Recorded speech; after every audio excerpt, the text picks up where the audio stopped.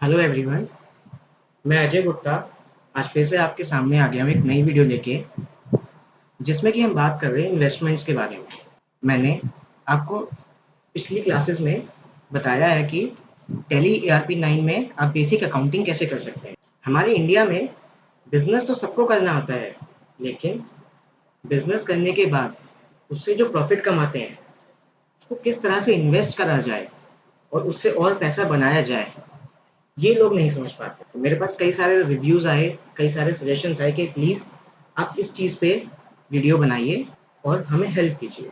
तो मैं आज से इन्वेस्टमेंट्स के ऊपर वीडियोस बनाने शुरू कर रहा हूँ, जिसमें कि मैं आपको डिफरेंट तरह की इन्वेस्टमेंट्स बताऊँगा और आप क्या डिसीजन लेके किस तरह के इन्वेस्टमेंट में आप किस इन्वेस्टमेंट को चूज़ कर सकते हैं। अब मैं आपको बताने वाला हूँ कि आपको अपना कमाया हुआ पैसा किस इन्वेस्टमेंट में इन्वेस्ट करना चाहिए और क्या वो इन्वेस्टमेंट आपके लिए सही है या नहीं, वो आपको डिसीजन कैसे लेना चाहिए। तो आइए अब देखते हैं कि इन्वेस्टमेंट क्या होता है।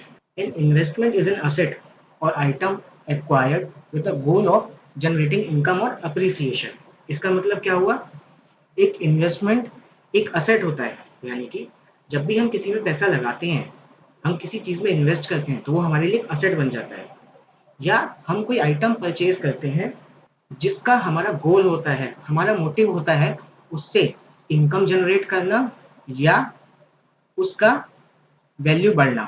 ये तो हमारी हो गई एक नॉर्मल लैंग्वेज, एक लेमैन की भाषा में। लेकिन इकोनॉमिक सेंस में क्या कहते हैं? N investment is the purchase of goods that are not consumed today but are used in the future to create wealth. In an economic sense, an investment is the purchase of goods that are not consumed today but are used in the future to create wealth. मतलब economic की भाषा में investment एक goods का purchase होता है जो आज हम उसको कंज्यूम नहीं करेंगे, आज हम उसको यूज़ नहीं करेंगे, बट उसको यूज़ करेंगे हमारी फ्यूचर वेल्थ क्रिएट करने के लिए। आने वाले समय में उससे पैसा कमाने के लिए हम उसको यूज़ करेंगे।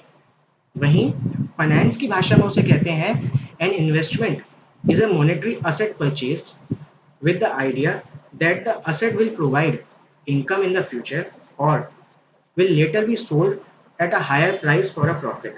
यानी कि एक इन्वेस्टमेंट वो होता है जहाँ पे हम मॉनेटरी असेट परचेज करते हैं, आने वाले समय में हम उससे एक इनकम जनरेट करेंगे या फिर उसको जिस भाव पे, जिस प्राइस पे हमने आज खरीदा है, उससे ज़्यादा भाव पे बेचेंगे। देखिए आपके सामने दो पिक्चर्स आ रही होंगी। पहली पिक्चर में है एक इंसान, एक पर्सन पौधे को पानी डाल रहा है।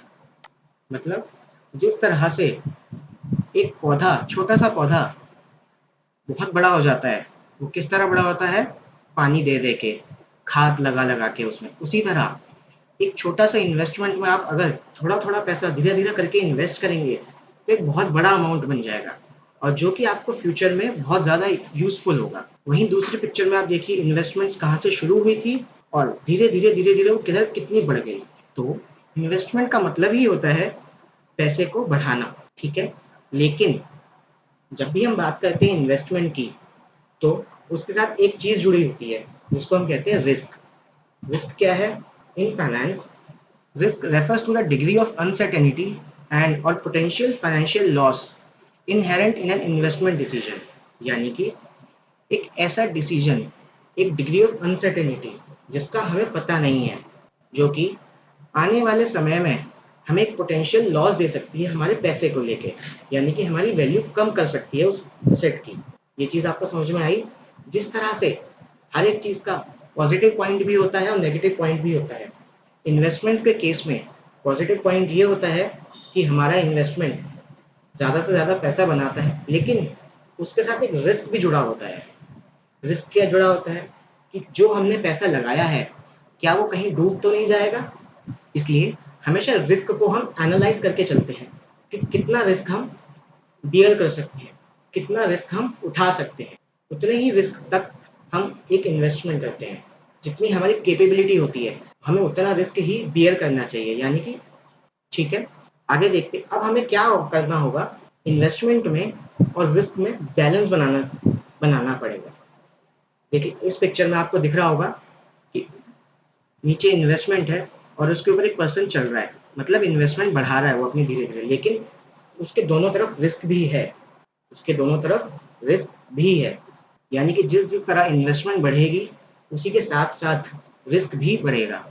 और देखिए अगली पिक्चर में क्या आ रहा है, रिस्क को एक रबर, पेंसिल के पीछे रबर लगी उससे हम मिटा रहे हैं। यानी कि हमें ये कोशिश करनी है कि हम कम से कम रिस्क रखें और ज़्यादा से ज़्यादा अपना प्रॉफ़िट रखें। अपने प्रॉफ़िट की, अपने इन्वेस्टमेंट की वैल्यू ज़्यादा से ज़्यादा बढ़ाएँ। ये चीज़ आपको समझ में आई? तो इससे हमारा ये आंसर निकलता है कि जब भी हम इन्वेस्टमेंट करेंगे तो उसके साथ-साथ रिस्क भी होगा। अब हम रिस्क और रिटर्न, रिटर्न मतलब प्रॉफ़िट, इन्वेस्टमेंट पे जितनी भी इनकम होगी, उसका एक रिलेशनशिप समझेंगे इस छोटे से चार्ट की मदद से, इस छोटे से डायग्राम की मदद से। इसमें देखिए, सबसे पहले एक्स एक्सिस पे क्या है, रिस्क, और वाई एक्सिस पे क्या है, रिटर्न्स। देखिए, सबसे पहली चीज़ क्या है, अगर हमारा रिस्क कम है, अगर हम रिस्क कम बियर करना चाहते हैं, तो हमारा रिटर्न भी कम होगा। यानी कि अगर हम चाहते हैं कि हमारा रिस्क कम से कम हो, तो हमारा रिटर्न भी कम ही होगा। और उसी जगह अगर हम रिस्क का वैल्यू बढ़ा देते हैं, देखिए इस वाले पोजीशन पे क्या आ रहा है, यहाँ पे रिस्क थोड़ा ज़्यादा है। देखिए जैसे यहाँ पे ये टच कर रहा है, जब रिस्क ज़्यादा है तो उस केस में रिटर्न भी ज़्यादा होगी। कितनी ज़्यादा होगी, पिछले वाले से ज़्यादा होगी। और अगला देखिए, इसमें क्या है, high risk and high return. यानी कि जितना ज़्यादा रिस्क होगा उतना ही ज़्यादा हमें रिटर्न मिलेगा, लेकिन ये पर्सन टू पर्सन वेरी करेगा। अब मान लीजिए आप एक सर्टेन लिमिट तक ही रिस्क उठा सकते हैं या रिस्क बियर कर सकते हैं, लेकिन मैं चाहता हूँ मैं आपके लेवल से ज़्यादा रिस्क बियर करूँ और ज़्यादा रिटर्न कमाऊँ। तो ये आपकी और मेरी पर्सनल डिसीजन के ऊपर, मेंटालिटी के ऊपर डिसीजन लिया जाएगा कि कितना हम रिस्क ले सकते हैं और उस पे हमें कितना रिटर्न मिलेगा। तो हम एक आइडियल पोजीशन अपने लिए सोचेंगे कि हमारे लिए कौन सी पोजीशन सबसे ज़्यादा आइडियल है। आइडियल मतलब बेस्ट। देखिए मैंने उसको समझाया अगली वीडियो में। उस ग्राफ से मेरे सामने एक पिक्चर निकल के आई है। इस पिक्चर में क्या है, पॉइंट नंबर 1 पे देखिए, high return and low risk. यानी कि इस पोजीशन पे हमारी रिटर्न तो हाई होगी लेकिन रिस्क लो होगा। यानी कि इनकम तो हमारी ज़्यादा है लेकिन रिस्क हमारा कम है। पॉइंट 2 में देखिए, हाई रिटर्न हाई रिस्क। ये पोजीशन क्या कहती है, हमारा रिस्क भी हाई है और रिटर्न्स भी हाई है। थर्ड पे देखिए क्या है, लो रिटर्न लो रिस्क। यानी कि हमारा रिस्क भी कम से कम है और रिटर्न भी कम से कम है। और चौथा है लो रिटर्न और हाई रिस्क। यानी कि हमारी रिटर्न तो कम है लेकिन यहाँ पे रिस्क कई तरह के, बहुत ज़्यादा रिस्क है।